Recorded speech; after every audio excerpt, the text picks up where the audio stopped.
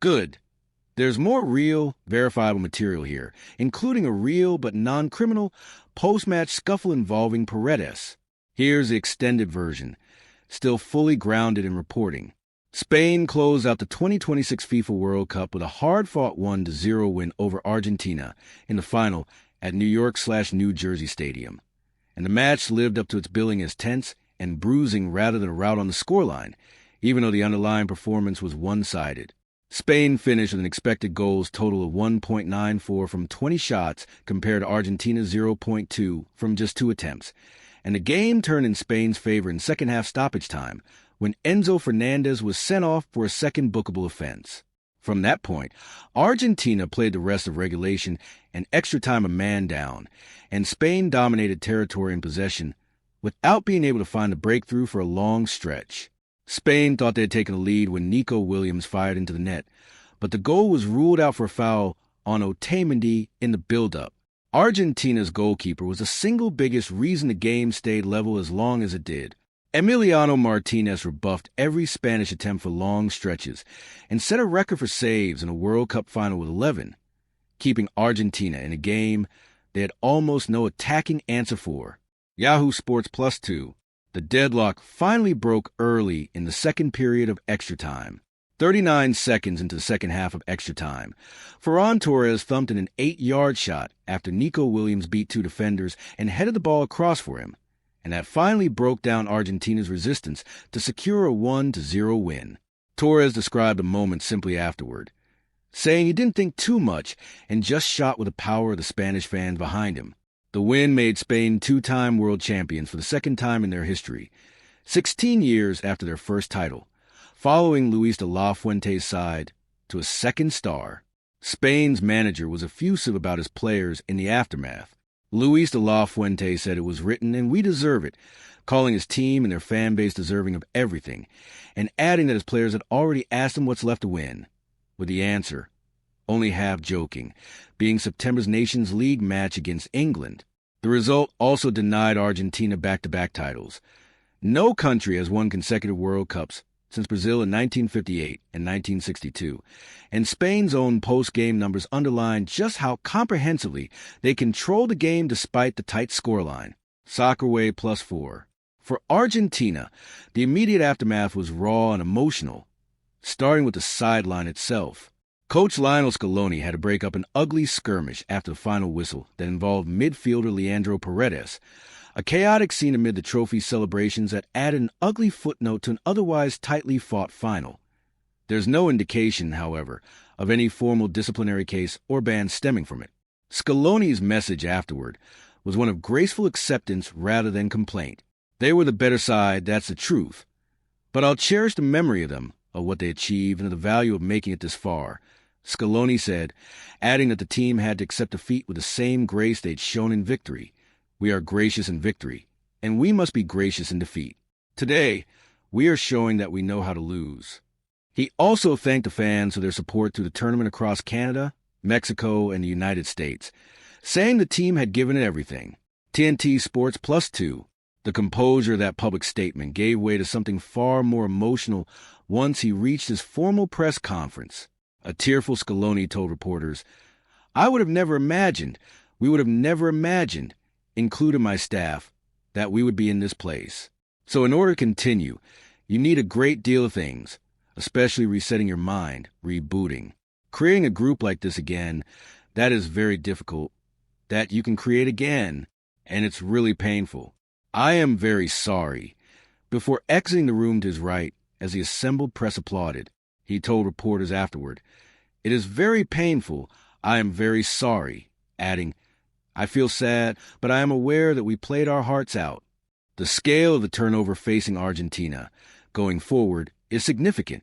8 Argentina players started both the 2022 and 2026 finals, and considerable turnover beyond just Messi is now considered close to certain as the team enters a new cycle. Scaloni's own future is genuinely uncertain. His contract expires in December, and if he does move on afterward, he will leave the post as the most decorated manager in the country's history, having already delivered a World Cup title along with 2 Copa America crowns during his tenure. Site name equals 22-1, index equals 22-1, asked directly about his future. Scaloni said he would continue until December and then speak with the Federation president, adding that the idea for now is to relax and stop for a bit. Site, he was hoping to become just the second manager in history to retain the World Cup, after Italy's Vittorio Pozzo in the 1930s, but instead will likely have to be content with his 2022 triumph. Messi's role in all of this has understandably dominated coverage, even though nothing about his international future has actually been decided. He played all 120-plus minutes of the final at age 39, about a month past his birthday, but recorded only a single shot on goal across the entire match, a quiet individual night by his standards in the biggest game of the tournament. Afterward, he was seen sitting alone on the grass at the stadium for several minutes, watching Spain celebrate their title before eventually making his way off the field, and he was described as being in tears after the match, in what could turn out to be his final World Cup appearance. Scaloni, notably, was asked about Messi's future during his own press conference and broke down while saying he hadn't yet spoken to Messi about it.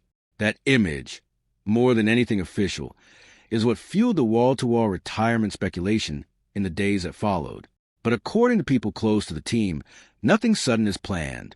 Argentine national team insider Gaston Edel of Tyke Sports reported that Messi isn't expected to announce his international retirement yet, and that the Federation is instead planning a proper home field tribute match during upcoming fixtures to give him a proper send-off before any formal transition happens. Multiple reports out of Argentina indicate the plan is for Messi to continue representing the national team over the next few months rather than end things abruptly, with a specially organized farewell match in Argentina intended to let fans say goodbye in person rather than watch him walk away on the back of a painful final loss. That event is expected to be announced well in advance, so a large crowd can attend, and it's being framed as a historic occasion after nearly 2 decades of Messi in the national shirt. Whatever happens with his international future, his legacy with the team is already secure by any measure. Under Scaloni, Messi has won the 2021 Copa America, the 2022 Finalissima, the 2022 World Cup, and the 2024 Copa America, on top of reaching a second consecutive World Cup final in 2026. And he holds Argentina's all-time records for goals, assists, and caps, records that will be extremely difficult for anyone to match anytime soon. BN Sports +7. The homecoming itself reflected the mixed mood of pride and heartbreak around the team. Argentina's squad returned to Buenos Aires province without Messi and a few other players, with the AFA confirming some squad members simply weren't on a return flight, and Messi was not seen deplaning in footage broadcast on local television. Still, thousands of Argentinians lined up at the training camp in Ezeiza to greet the rest of the squad, with Scaloni and the team welcomed by a red carpet and a military band despite the loss. It was a different scene from 4 years earlier. It wasn't the homecoming Argentinians had hoped for years removed from the massive celebrations that followed their 2022 title win, though many fans still turned out simply to thank the players for their run. One fan interviewed at the scene, 36-year-old Marga Ledesma, thanked Messi for all the years he made us happy and urged him not to quit playing for the national team, adding that critics single out Argentina because the team knows what it means to fall and get back up. There was also frustration in the response to how the final itself was played. The loss has drawn criticism for a large number of fouls and displays of poor sportsmanship from the Argentine side during the match itself, feeding into broader debate in Argentine media about discipline and composure in the biggest moments, separate from any official disciplinary action, since no confirmed FIFA case against a team or federation stemming from the game exists in current reporting. Bolivit +4. On the individual award side, there was at least some silver lining for Messi personally amid the disappointment. He earned a spot on FIFA's shortlist for the tournament's Goal of the Tournament award for his long-range strike against Algeria, even as Spain's Rodri took home the Golden Ball as the tournament's overall MVP. Looking ahead, the practical question for Argentina now is less dramatic than any retirement announcement and more about squad planning. The next item on the Federation's agenda is determining whether Messi will remain on the roster for upcoming international windows as the team begins building toward the 2028 Copa America, which gives some sense of the actual near-term timeline rather than an abrupt exit. NBC News +2. To be clear on the boundary here, None of this involves any confirmed FIFA Ethics Committee action against Infantino, a corruption case against the AFA, or a formal assault charge against Paredes. Those elements in the earlier script don't appear in any current reporting I could find.